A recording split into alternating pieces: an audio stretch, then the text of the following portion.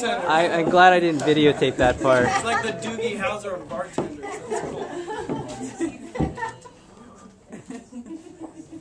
That's cool. Ooh. What is that? Oh my god. All right. Well, now that I've done that, I would like to thank Sean for getting us all together. I know it was tough dealing with me, dude, but I finally got my stuff in. And on that note, I'd like to read a short poem right before my Barbie poem that has to do with me getting the poem ready and why it took so long for me to get it to you. It's really short. It doesn't have to do with Barbie, really, but it has to do with my creative process. It's called On Hearing Raccoons Fighting Outside My Window at 3:30 a.m. I wish raccoons spoke English. If they did, I'd ask 2 questions. What's all the fuss about, and why my backyard? Thank you.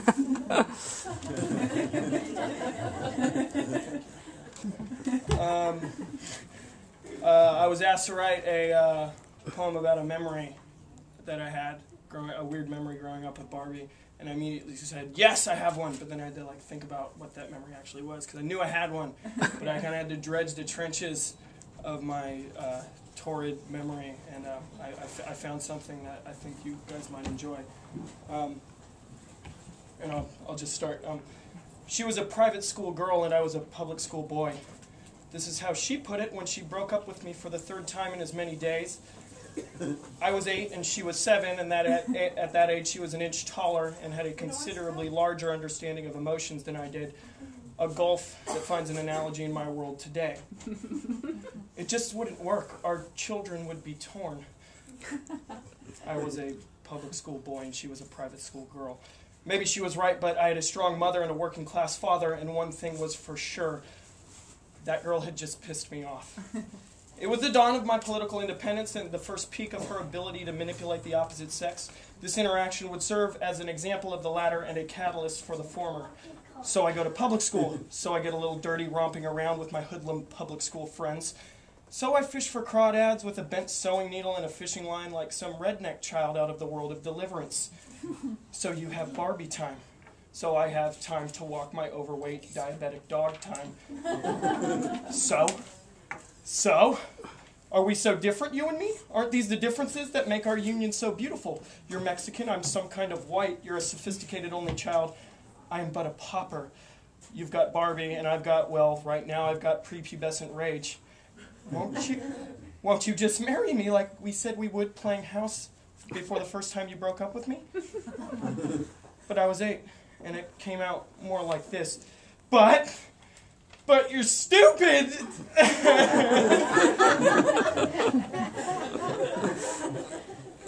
Oh, child, she called me.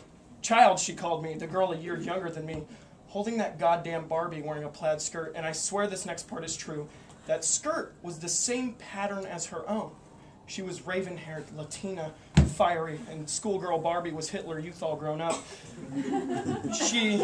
But I swear to you, she, clutching that doll, giving that news to me, she looked more in control than I have seen anyone since, holding a miniature version of herself in her hand, confidently, leisurely. Both of them giving me equal, identical stares of understated disapproval. Looks that said, bye, I'm better than you, I'll see you tomorrow because you'll do what I say anyway. She touched me on the shoulder before I moped home. She said, I'm going to write this in my diary. As if to console me. Thank you, Jessica Hernandez. I'm a footnote in your fucking diary. My failure will be eternalized in your little fancy gold leaf book of thoughts. And all the while she was clutching that Barbie. I was looking at Barbie when she said it. I wanted to rip that blonde little head off. Let me be clear, I did not want to destroy it. You don't destroy something that powerful. I just wanted to separate that head from the plaid skirt that bound them, Barbie and Sarah, because let's be honest, the only thing linking those two was a mechanical stare in that cute little plaid skirt. I came over to play the next day. We sat down for tea time. At a timely moment, somewhere between sugar cubes and crumpets, I began to pull schoolgirl Barbie apart. Jessica Hernandez's face turned from anger to horror as I went into the typical aggressive public school boy commando mode. The blonde head, that icy stare, was now a grenade in my arsenal. "Look out, it's gonna blow, soldier! Not at tea time! Not at tea time," she screamed. But I was fully ready to protect the line, and the headless body, now stripped of its skirt, naked, without clothes or nipples, became my machine gun. Oh my God, the horror! I'm writing this in my diary! I was immortalized once more. She cried, somewhat like I did the day before. Arms became throwing knives, legs battle axes. I think I also flipped over her tea table at one point, a lightweight pink plastic thing by Fisher-Price, scattering her elegantly laid table setting with the regular attendees in disarray.